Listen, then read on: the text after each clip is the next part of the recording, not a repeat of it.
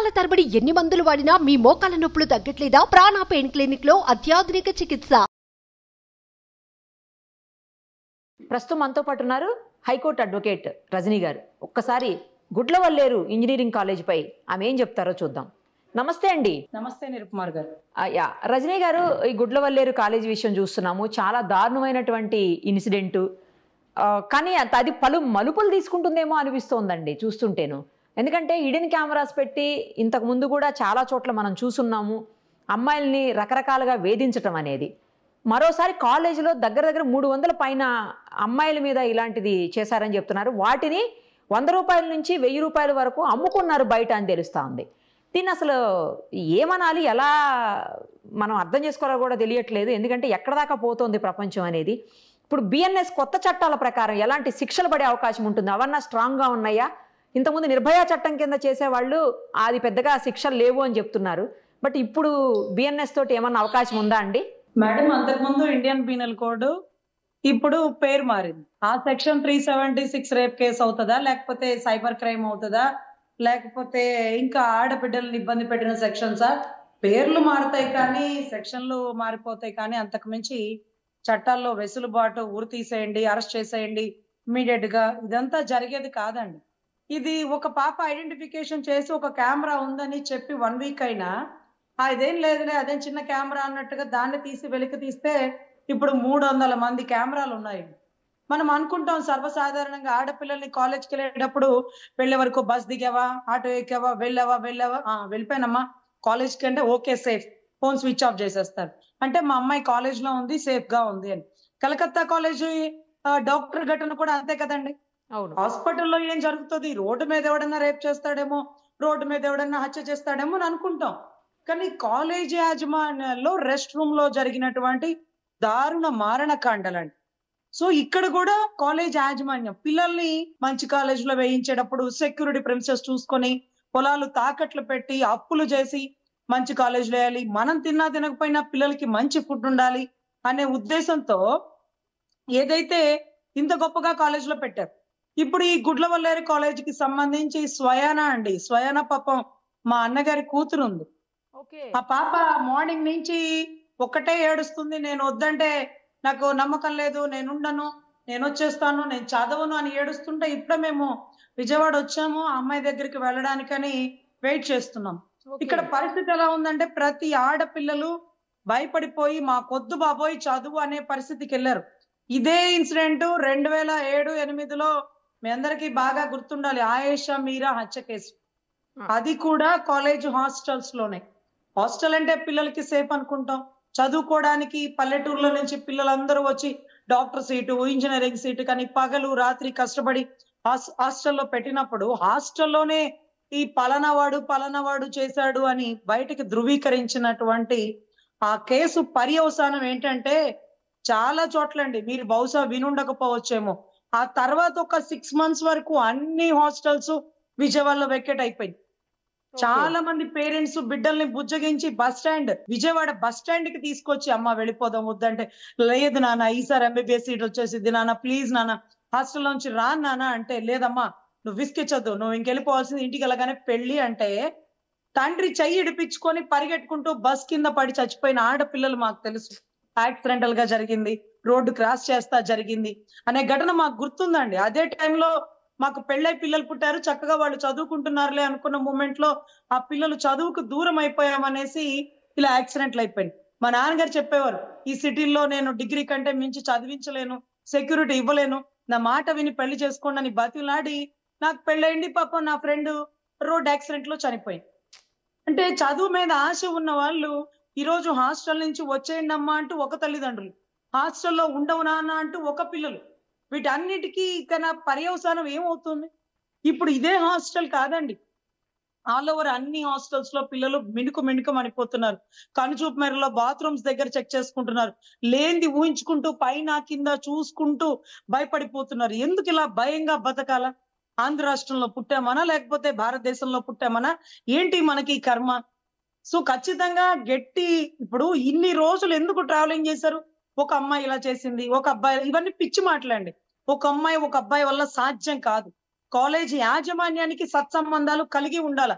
ఆ రోజు కూడా ఇన్సిడెంట్ లో, కలకత్తా ఇన్సిడెంట్ లో నేను వాదించా డిబేట్ లో, కాలేజ్ యాజమాన్యానికి తెలుసు.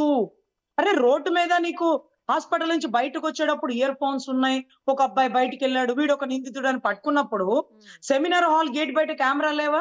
గవర్నమెంట్ హాస్పిటల్ అన్నారు కదా, పెద్ద పెద్ద హాస్పిటల్ అన్నారు, అక్కడెక్కడ కెమెరాలు లేవా?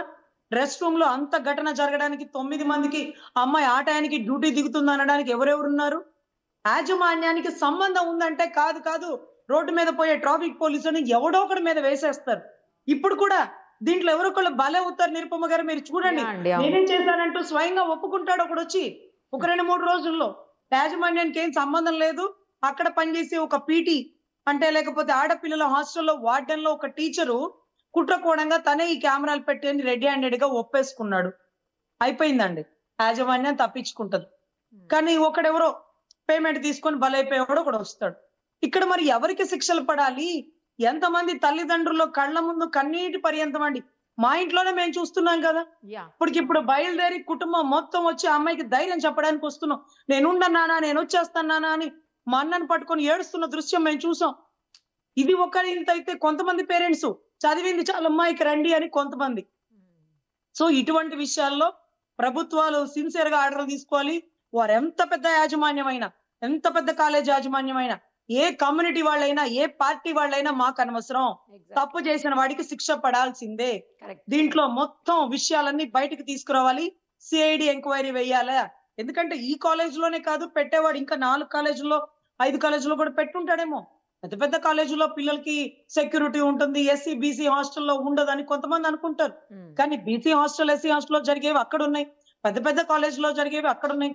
తప్పులు అన్ని చోట్ల జరుగుతున్నాయండి. అగ్గిపుల్లకు ఒక తప్పు, పెద్ద పెద్ద మంటలకు ఒక తప్పు, అన్ని ఒకటే ప్యాటర్న్.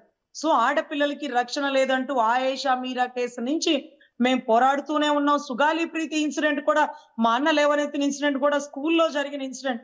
పసిబిడ్డలకి రక్షణ లేదంటే ఇక చదివించాలా పిల్లల్ని? పుట్టగానే వరిగింజ వేసి చంపేస్తారు చూడండి, వడ్ల గింజ, అదే బెటర్ ఏమో అనిపించేటటువంటి పరిస్థితి. ఈ రోజు ఇంత కష్టపడి చదువుకొని ఒక డాక్టర్, ఒక పీజీ సీటు సంపాదించుకొని 32 ఏళ్ళు 30 ఏళ్ల పైచిలకు ఆ బిడ్డ ఎన్ని సంవత్సరాలు చదువుకే తన జీవితాన్ని కేటాయించింది. ఎంత దారుణంగా చంపేశారు, ఎంత దారుణంగా రేప్ చేశారు, ఎన్ని అవయవాలు అక్కడ చిద్వం అయిపోయినాయి అనేది చూస్తుంటే కన్నీటి పర్యంతం అయిపోయింది. బిడ్డలకి ఇక చాలు చాలు ఈ చదువులు, ఇక పెళ్లి చేసి ఒకటి చేతిలో అప్పచెప్తే చాలని. సో ఈ పరిస్థితుల్లో మార్పు ప్రజల్లో రావాలి, ప్రభుత్వాల్లో రావాలి. ఎంతటి వాడినైనా తప్పు చేస్తే ఉపేక్షించలేనటువంటి బలమైన చట్టాలు రావాలండి. కరెక్ట్ చెప్పారండి. మీరు మీ మేనకోడలకు కూడా ధైర్యం చెప్పండి. ఎందుకంటే ఇప్పుడు ధైర్యమే కావాల్సింది వాళ్ళకు. వాళ్ళు భయపడిపోయేటువంటి పరిస్థితులు, చిన్నపిల్లలు వాళ్ళు భయపడిపోయే పరిస్థితులు, బయటికి ఎక్కడికి వెళ్తే ఏం జరిగిందో అసలు మనల్ని కూడా తీసారేమో అని భయపడిపోతున్నటువంటి సిచ్యుయేషన్ మీరు ఫేస్ చేస్తున్నారు కదా. ఇప్పుడు వాష్రూమ్ కి వెళ్ళలేదండి ఆ పాప. నేను వాష్రూమ్ కి వెళ్ళనంటూ మంచం మీద బిగుసుకుని కూర్చుంది. ఎంతసేపు అమ్మా, ఏమీ కాదమ్మా, కెమెరా లేదు, నేను వెళ్ళను నాన్న, నేను వెళ్ళను, మీరు రండి, అత్తను తీసుకొని మీరు రండి, నేను వెళ్ళిపోతాను, నేను ఇక చదవను, నన్ను ఇలాగే చేస్తే నేను దూకేస్తాను, నాకొద్దు, ఎందుకు ఇలా చేస్తున్నారు మీరు అంటూ ఈ రోజు మాట్లాడుతుంటే బ్యాగులు తీసుకొని వెనక్కి తీసుకొచ్చేయాలా, ధైర్యం చెప్పి అక్కడే ఉంచాలా? రేపు ఏదైనా చిన్న ఘటన తన వీడియో బయటకు వస్తుందని తెలిస్తే తనే సూసైడ్ చేసేసుకుంటుందేమో. ఇలాంటి పిల్లలు ఎంతమంది ఉన్నారండి? ఈ అమ్మాయి నిన్నగాక మొన్న జాయిన్ అయింది కాబట్టి మా నీకేం భయం లేదు, వాడు ఎప్పుడో పెట్టుంటాడు కెమెరాలు, మిగతా ఆడపిల్లలు ఉంటారేమో, నువ్వు ఉండవు కదా అంటే, మిగతా ఆడపిల్లలైనా ఆడపిల్లలే కదా అత్త, అత్త వాళ్ళందరూ ఏం చేసుకోవాలత్త, మేము ఏమైపోవాలత్త, అసలు మేము ఎంత ధైర్యంగా అసలు మేము వెళ్ళలేకపోతున్నాం వాష్రూమ్ లోకి అంటే. ఇంకా ఇమ్మీడియట్ గా పనులన్నీ మానుకొని బయటకు వచ్చేసి ఈ రోజు కాలేజీ గేట్ల బయట నుంచి ఉన్న పరిస్థితి అండి. తల్లిదండ్రులు మొత్తం అక్కడే ఉన్నారు, అమ్మ భయపడకండి అని కొంతమంది, అమ్మ ఇంటికి వచ్చేయండి అని కొంతమంది. సో ఇటువంటి పరిస్థితుల్లో కానీ యాజమాన్యం ఒక కెమెరా ఉందంటే ఎందుకంత నెగ్లెక్ట్ చేసింది? ఒక్క కెమెరా అయినా, కెమెరానే కదండి, 10 మంది ఆడపిల్లలు ఉన్నాయేమో తెలిసేదండి. అసలు అప్పుడే చెక్ చేసి ఉంటే అమ్మాయి పట్టించుకోలేదు. కేసు కంప్లైంట్ అయ్యి 5-6 రోజులు ఎందుకు సాగదీశారు? ఇప్పుడైనా యాజమాన్యంలో ఎంతమందిని అరెస్ట్ చేశారు? ఎవరో ఒక అబ్బాయి ఒక అమ్మాయిని ఎవరో ఒకళ్ళని తెర మీదకి తీసుకొస్తారండి. అలాంటి వాళ్ళు మాకొద్దు. తప్పు చేసిన వాడికే శిక్ష పడాలి. ఎప్పుడు అంటారు 100 మంది దోషులైనా తప్పించుకోనివ్వండి, ఒక్క నిర్దోషికి శిక్ష పడకూడదని. కానీ నేనంటాను 100 మంది దోషులు ఎందుకు తప్పించుకోవాలని నేనంటాను. ఒక నిర్దోషికి శిక్ష పడకూడదు, అది ఓకే డన్. కానీ 100 మంది దోషులు ఎందుకు తప్పించుకోవాలి?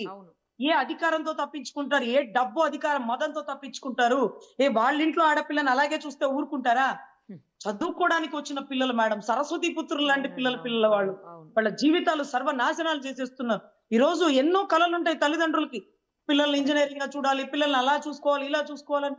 పిల్లలు భయపడిపోయి వాళ్ళ కళలు తీర్చలేక చనిపోతున్న పరిస్థితి. వాళ్ళ కళలు వాళ్ళు తీర్చుకోలేక తల్లిదండ్రుల భయంతో వెనక్కి తీసుకెళ్లిపోయే వాళ్ళకి మా కళ్ళ ముందు సార్ ఒరిస్సాకు సంబంధించిన ఒక అమ్మాయి పాపం ఇక్కడే చదువుకుంటూ వాళ్ళ నాన్న వద్దమ్మా వెనక్కి వచ్చేసాయి అంటే అక్కడ యాక్సిడెంట్ అని అందరూ అనుకున్నారు. పాపం యాక్సిడెంట్ కాదు, చదువు లేకపోతే నేను బతకన్నానా అంటూ. మీరు ఎక్కడో చిరంజీవి గారి సినిమాలో కూడా చూసుంటారు బహుశా, ఒక హ్యాండిక్యాప్ అమ్మ యాక్సిడెంట్ అంటే పైనుంచి డాబా నుంచి దూకేసిన సిచ్యువేషన్, పరీక్ష రాయడానికి అవకాశం లేకపోతే ఆడపిల్లల మనసు అంత స్ట్రాంగ్ గా ఉండదేమోనండి. ఆ కాసేపు వాళ్ళ ఆలోచన నేను చదవాలా, నేను పరీక్ష రాయాలా, చదువు మీద చాలా ఎక్కువ ఇంట్రెస్ట్ ఉన్న వాళ్ళకి అంతే ఉంటుందండి. మరి చదువు అంతే మేడం. మరి ఎంతో మంది ఢిల్లీలో కరోల్ బాగ్ సెంటర్ లో 5 ఏళ్ళు 10 ఏళ్ల నుంచి అక్కడే కూర్చొని చదువుకునే వాళ్ళకి నిజంగా వాళ్ళకి పాదాభివందనాలు పెట్టాలి మేడం. ఎందుకంటే జీవితం మొత్తం పళంగా పెట్టి వాళ్ళు గ్రూప్ 1 IAS లో IPS లో అవుతుంటారు. సో అలాంటి వాళ్ళకి ఇక్కడికి వచ్చాక రక్షణ ఇవ్వలేకపోయినా, ఆ చదువుకి అర్థం లేకపోయినా నిజంగా చాలా దారుణం అండి. ఇలాంటి వాళ్ళు ఎంత పెద్దవాళ్ళైనా సరే రోడ్డుకి కాలర్ పట్టుకొని ఈడ్చుకొచ్చి అలాంటి వాళ్ళని అరెస్ట్ చేయాలండి. వాళ్ళు ఎవరైనా సరే, వాళ్ళు ఎవరైతే మాకెందుకో, ఎంత పెద్దవాళ్ళు అయితే మాకెందుకో, మేము దాంట్లో ఏ మాత్రం కాంప్రమైజ్ లేవు. మా అన్న బిడ్డ ఉందనే కాదు, ప్రతి ఒక్క బిడ్డలకి న్యాయం జరగాల్సిందే. కరెక్ట్ చెప్పారు రజనీ గారు. ఇంకో కొత్త ట్విస్ట్ ఏంటంటే ఇప్పుడు మొత్తం వాట్సాప్లో స్ప్రెడ్ చేస్తా ఉన్నారు న్యూస్, మరి అది ఎంతవరకు కరెక్ట్ తెలియదు కానీ, కేవలం 5 మంది ఫ్రెండ్స్ మధ్య జరిగినటువంటి ఇన్సిడెంట్ తప్పించి ఆ 5గురు వల్లనే ఇలా కావాలని హిడెన్ కెమెరాస్ ఉన్నాయి, సీసీ కెమెరాలు ఉన్నాయి అని చెప్పి స్ప్రెడ్ చేశారు తప్పించి అసలు అక్కడ ఏమి హిడెన్ కెమెరాస్ లేవు, ఏమి ఇన్సిడెంట్ జరగలేదు, ఎక్కడ వీడియోస్ తీయలేదు, ఏమి అసలు ఉత్తి ఫేక్ న్యూస్ ఇదని చెప్పేసి మళ్ళీ కొత్తగా న్యూస్ ప్రచారం చేస్తున్నారు. అవునండి, 5 మంది ఆడపిల్లలు అయితే కెమెరాలన్నీ 5గురు ఫ్రెండ్స్, అందులో 2 లవర్స్ ఉన్నారు, మిగతా 3 కూడా ఫ్రెండ్స్.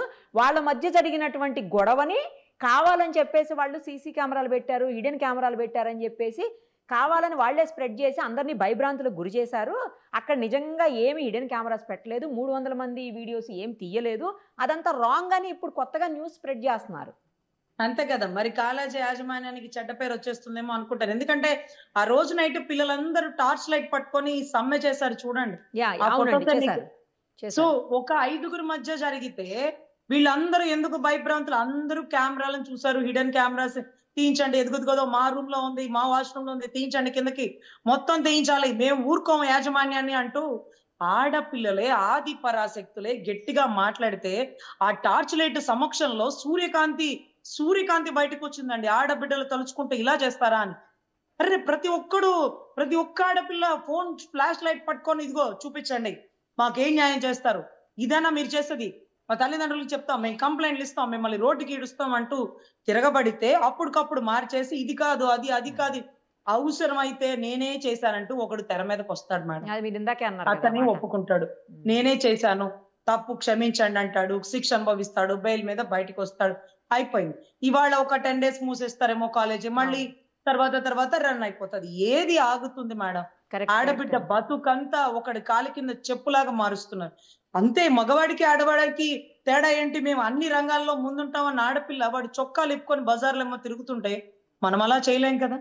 వాడికి మనకి అక్కడ ఒక్క చాట తేడా వచ్చేస్తుంది కదా.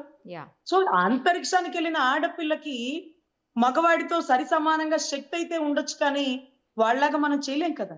సో ఇటువంటి పరిస్థితుల్లో యాజమాన్యం మీద చర్య తీసుకోవాలి, పూర్తి వివరాలు తీసుకోవాలి. ఆడపిల్లలతో భయపెట్టి చమ్మా ఇగో చూడు నీ ఒక్కదానికే సమస్య అని చెప్పు, కాలేజీ పేరు చెప్పద్దు, నీ 5 ఏళ్ళు ఫ్రీగా చదివిస్తాను, నీకు ఒక 10 లక్షలు ఇస్తాను, 20 లక్షలు ఇస్తాను అంటూ బెదిరించి డబ్బులు ఆఫర్ చేసి కుటుంబాల తల్లిదండ్రులను కూడా పిలిపించే పరిస్థితులు ఉంటాయండి. మాకు తెలుసు, చాలా మంది ఆడపిల్లలు వచ్చి మాకు ఇదిగోండి నా ఫొటోస్ ఇలా తీస్తున్నారు అలా తీస్తున్నారని నేను కంప్లైంట్ ఇచ్చి కోర్టులో కేసు వేసాక లేదు మేడం అలా తీసాడేమో అనుకున్నాను కానీ తీలేదట అంటే, అదేంటమ్మా మీరిచ్చిందే కదా ఇదంతా ఎవిడెంట్గా, లేదు మేడం ఏమనుకోకండి ప్లీజ్ దయచేసి కేసు వెనక్కి తీసుకోండి అంటూ మా కాళ్ళు చేతులు పట్టుకొని కన్నీళ్లు పెట్టుకొని వెళ్ళిపోయిన వాళ్ళు ఉన్నాం. మేము వాళ్ళ వల్ల చాలా కేసులు కూడా వేయలేని పరిస్థితి ఉంటుంది. ఈ రోజు కూడా స్టిల్ గుంటూరుకి సంబంధించి గుంటూరు విజయవాడ నగరాల్లో ఒక బొటెక్ నడిపించి ఒక లేడీ ఒక బ్లూ ఫిలిమ్స్ తీసేస్తుంది. ఈ రోజు కూడా అదే నా దగ్గరే పెన్ డ్రైవ్ లో ప్రతి బ్లూ ఫిలిం కనీసం ఒక 10-20కి పైగా బ్లూ ఫిలిమ్స్ నా దగ్గరే ఉన్నాయి. బయటికి తీసి దేవుడా. చూపించడానికి, కంప్లైంట్ ఇవ్వడానికి ఏం ఏం చెయ్యాలో అర్థం కాని పరిస్థితి. చాలా మంది ఆడపిల్లలు తప్పిపోయారంటే పాస్‌పోర్ట్‌లు కూడా నా దగ్గరే ఉన్నాయి. అదేదో మలేషియా వెళ్ళిపోయారట. మరి ఆడపిల్లలు వాళ్ళెవరు కంప్లైంట్ ఇవ్వట్లా. మరి ఇప్పుడు ఆ అమ్మాయిని అరెస్ట్ చేయాలి అంటే అసలు మాకేం అర్థం కావట్లా. ఒక భార్య, ఒక భర్త, 2 పిల్లలు. భర్త ఒక బొటెక్ అమ్మాయితో ఇల్లీగల్ రిలేషన్ పెట్టుకొని ఆ అమ్మాయిని పెళ్లి చేసేసుకొని ఆ అమ్మాయి దగ్గర ఉండి బ్లూ ఫిల్మ్స్ నడిపిస్తున్నాడు. ఈ భార్య వచ్చి నా దగ్గర కంప్లైంట్ ఇచ్చి, ఇదిగోండి నా భర్త దగ్గర దొరికిన ఈ పెన్ డ్రైవ్ పట్టుకోండి అంటే చూస్తే ఓపెన్ చేస్తే ఇతను ఆ బోటెక్ అమ్మాయితో ఉండే బ్లూ ఫిల్మ్స్ అన్ని బయటకు వచ్చేసింది. ఇతను ఇంకా మిగతా ఆడపిల్లలతో చేసిన వీడియోస్, ఫొటోస్ అన్ని పెద్ద పెద్ద సెలబ్రిటీస్ ఉన్నారు. అన్ని బయటకు వచ్చినాయి. అన్ని స్టిల్ ఈ రోజుకి నా దగ్గర పెన్ డ్రైవ్ లో ఉంది. కానీ ఏం చేయాలి? ఆ అమ్మాయి పాపం వాళ్ళ అత్తగారికి చెప్పి ఇదిగో నా భర్త ఈ అమ్మాయితో ఇలా నూడ్ గా ఉన్నాడంటే ఆ బొటెక్ అమ్మాయి నా నూడ్ ఫొటోస్ బయటకు పెడతావా అంటూ విజయవాడ దిశ పోలీస్ స్టేషన్ లో కంప్లైంట్ ఇచ్చింది. నువ్వెందుకు దిగావు నా భర్తతో అంటే నేను అతన్ని పెళ్లి చేసేసుకున్నాను అంటుంది. మరి నా భర్త నాకు 2 పిల్లలు ఉన్నారమ్మా తల్లి, నేను ఒక కాలేజ్ లో లెక్చరర్ ని, నా జీవితం ఎందుకు నాశనం చేస్తావంటే ఈ రోజుకి స్టిల్ ఆ అబ్బాయిని అమ్మాయిని అరెస్ట్ చేయాలి. బ్లూ ఫిలిమ్స్ వీడియోస్ అన్ని ఎవిడెంటరీ ఉన్నాయి. మరి అవి బయట పెట్టాలని మాకు ఉంది. కానీ ఏం జరుగుతుంది, ఏం జరగబోతుంది, ఎవరి చేతికి ఇవ్వాలి, ఎవరు మంచి ఎవరు చెడు అనేది కూడా అర్థం కాని పరిస్థితుల్లో ఆ భార్య అదే పెన్ డ్రైవ్ పట్టుకొని అక్కడే ఉన్నారండి. కానీ అతన్ని జైలుకి వెళ్ళాలి, అతన్ని ఆ అమ్మాయిని ఇద్దరిని అరెస్ట్ చేయాలి అనేటటువంటి దృఢమైన దృక్పథంతో ఉంది. ఇప్పుడే సిఐడి చీఫ్ రవిశంకర్ అయ్యర్ గారు కొత్తగా వచ్చారు కాబట్టి కొంచెం రాష్ట్రంలో నమ్మకం ఏర్పడింది. మొన్న మధ్య కూడా నేను ఆయనకి ఆ ఫొటోస్ అన్ని చూపించాను. సార్ ఇలా జరుగుతుంది, ఈ అమ్మాయి మలేషియాకి వెళ్ళిపోయింది, ఇదిగోండి ఈ అమ్మాయి ఆధార్ కార్డు, పాస్పోర్ట్, ఇదిగోండి ఇతనే వీళ్ళని ట్యాప్ లోకి దించుతున్నాడని పూర్తిగా చెప్పడం జరిగింది. కానీ రిటర్న్ గా కంప్లైంట్ ఇచ్చి ఒక అడుగు ముందుకు వెళ్ళాలి అంటే ఏం జరుగుతుంది, ఏం జరగబోతుంది? ఆ ఫొటోస్ లో ఉండే సెలబ్రిటీస్ అందరూ బయటకు వచ్చి ఈ ఆడబిడ్డని ఏం చేస్తారు? కంప్లైంట్ అయితే ఇచ్చేస్తాం, కానీ మనం కంప్లైంట్ ఇచ్చిన వాళ్ళని చంపేస్తారు. ప్రొడక్షన్ లేదు. సో అన్నయ్య దృష్టికి తీసుకువెళ్ళాలి అన్నట్టుగా ఈ కంప్లైంట్ అంతే ఉంచామండి. బట్ రవిశంకర్ అయ్యర్ గారి దృష్టికి తీసుకుని వెళ్ళాను నేనే స్వయంగా. ఇలాంటివి చాలా చాలా ఉన్నాయండి. కంప్లైంట్ ఇవ్వడం తేలికే, కానీ దాన్ని కాపాడి వాళ్ళ ప్రెజర్ ని తట్టుకొని నిలబడడం. ఇప్పుడు ఎవరో ఆడపిల్లలు అని చెప్పారు చూడండి, వీళ్ళే కంప్లైంట్ ఇచ్చింది, రేపు వీళ్ళే మాట మార్చేస్తారు. ఈ ఆడపిల్లలే నేను చెప్పలేదండి, నేను ఇక్కడ ఒక చోట కెమెరా అని చెప్పాను, వాళ్లే కల్పించుకొని ఊహించుకొని భయపడిపోయారంటూ ఈ అమ్మాయికి డబ్బులు ఆఫర్ చేసి భయపెట్టి ప్రలోభపెట్టి నీ సర్టిఫికెట్లు క్యాన్సిల్ చేస్తారని సంతకాలు పెట్టి 100% అన్ని దారులు వెతుకుతారు, ఏదో ఒక దారిలో కేసు క్లోజ్ చేస్తారు. సో ఆడబిడ్డలకి రక్షణ కావాలి, తల్లిదండ్రులకి సెక్యూరిటీ ఉండాలి, కంప్లైంట్ ఇచ్చే ధైర్యం ఆడబిడ్డలో వచ్చేలాగా పోలీసులు ప్రవర్తించాలని నా ఉద్దేశం అండి. కరెక్ట్ చెప్పారండి. Thank you so much.